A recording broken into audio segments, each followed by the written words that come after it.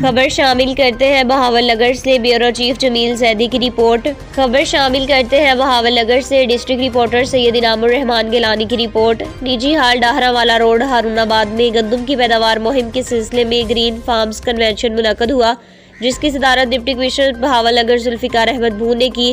اس موقع پر محکمہ زراعت کے افسران، تحصیل ہارون آباد کے کسانوں اور مختلف کاشتکار تنظیموں کے نمائندوں نے بڑی تعداد میں شرکت کی۔ ڈپٹی کمشنر ذوالفقار احمد بھون نے سیمینار سے خطاب کرتے ہوئے کہا کہ پنجاب حکومت کی ہدایت پر گندم کی زیادہ پیداوار کے لیے جدید زرعی طریقہ کار، معیاری بیج، بروقت کھاد اور جدید مشینری کے استعمال کو فروغ دیا جا رہا ہے۔